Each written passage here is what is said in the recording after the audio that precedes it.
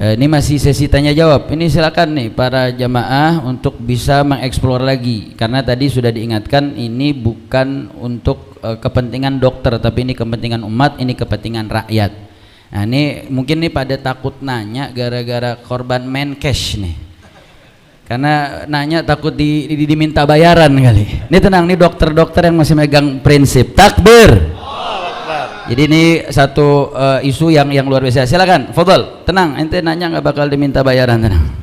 Fadal, yang mau nanya untuk mengeksplor apa yang tadi telah sampaikan, mungkin yang bingung mau diperintah perjelas, silakan. Kalau memang nanti tidak ada, kita bisa lanjut kepada sesi selanjutnya. Fadal, ada?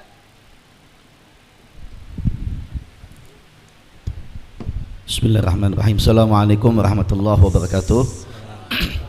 Kepada para dokter yang dimuliakan Allah Subhanahu wa taala, sedikit saja mungkin trust isu ini sudah lahir dari semenjak zaman kita lewat wabah Covid kemarin ya. Banyak begitu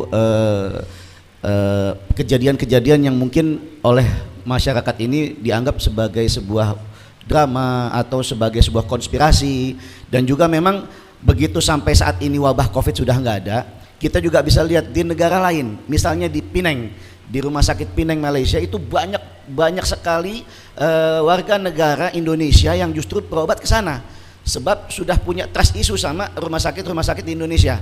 Mereka sudah tidak percaya lagi, banyak rumah sakit yang kemudian mungkin punya konspirasi dengan agen sales obat atau pemerintah atau apapun itu judulnya, yang sehingga mereka tidak memprioritaskan kesehatan masyarakat, tapi justru supaya untuk terus lagi menjadi pasien, terus lagi kemoterapi, terus lagi ketergantungan dengan alat-alat yang menjadi pemasukan bagi rumah sakit tersebut. Sehingga begitu ada beberapa kasus yang muncul dan viral, bahkan beberapa waktu yang lalu ada seorang ibu didiagnosa oleh Rumah Sakit Indonesia berkali-kali sampai dengan kemudian tes urologinya, ginjalnya fungsinya hanya tinggal 55% saja.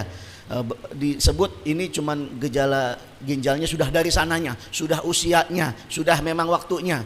Jawaban Rumah Sakit Indonesia end of discussion, sampai selesai di situ. Tapi begitu kemudian dia bawa ke Rumah Sakit Penang di Malaysia, di sana kemudian ketemu ada beberapa diagnosa yang lain daripada yang dikeluarkan oleh Rumah Sakit Indonesia. Misalnya ada paratiroid. Nah, kemudian ini yang ditanya pada saat dicek itu kadar kalsiumnya berapa. Nah, ini orang Indonesia pun ya sampai bingung.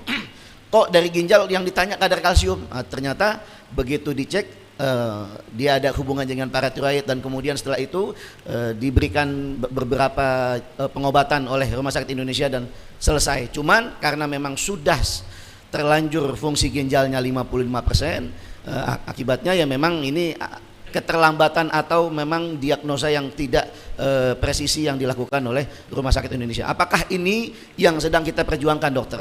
Kalau memang masyarakat ini kita perlu untuk rangkul, bukankah memang kita seharusnya para dokter juga ikut mengedukasi kepada kita langkah-langkah apa nih supaya trust issue ini bisa kemudian masyarakat Indonesia kembali lagi percaya kepada semua tenaga kesehatan yang ada di Indonesia. Baru mungkin setelah itu kita bisa berangkul, bekerja sama untuk bisa menjaga kedaulatan kesehatan di Indonesia.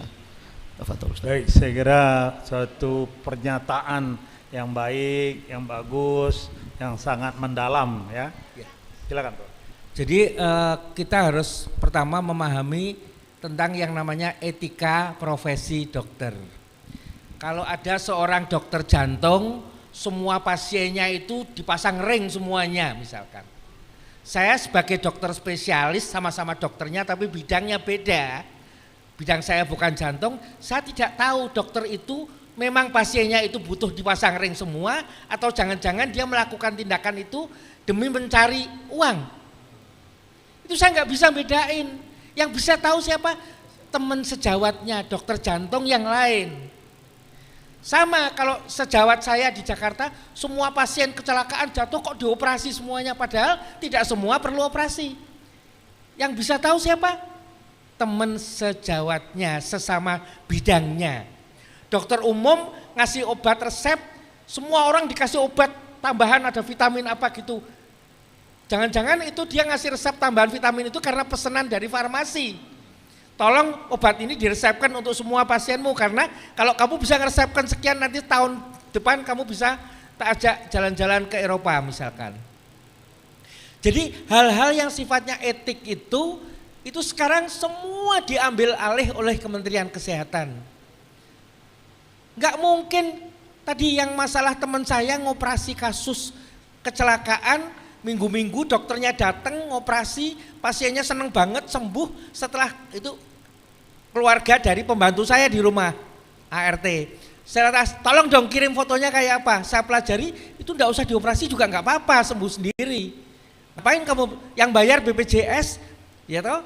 Tetapi pasien berterima kasih sama dokternya, pasien tuh enggak tahu.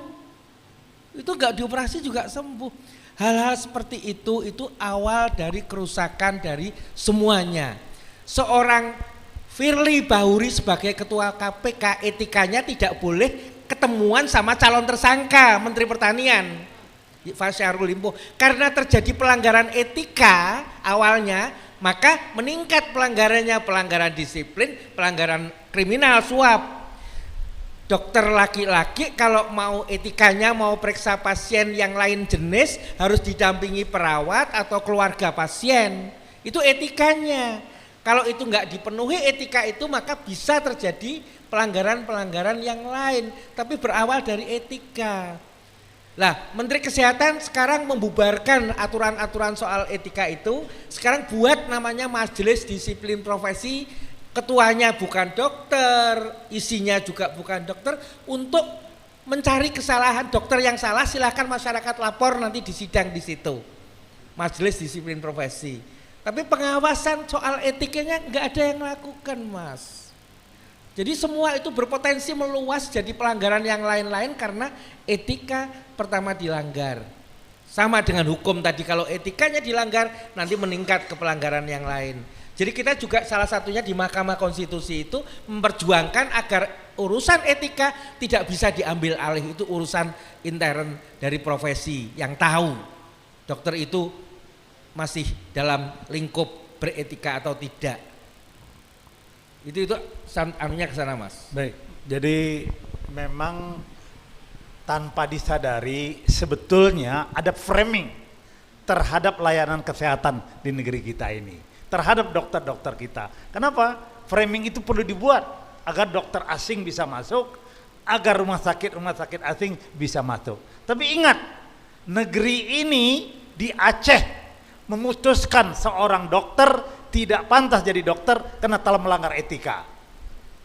Itu saya kira semua tahu siapa orangnya. Tapi apakah yang berwenang bergeming? Tidak. Bahkan diangkat untuk menjadi sesuatu yang kemudian bertanggung jawab terhadap masalah kesehatan publik.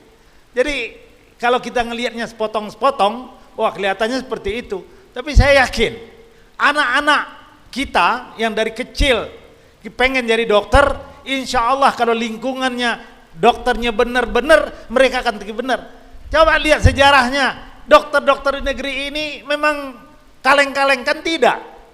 Saya sebut nama Ahmad Mukhtar, berhadapan dengan penjajah Jepang, dia tampil walaupun nyawanya diambil. Begitu juga dengan orang-orang seperti Prof. Zainal Muttaqi. Jadi sekali lagi ada framing, dan framing itu tidak terbiasa dokter-dokter atau tenaga kesehatan tuh mengatakan yang sebaliknya.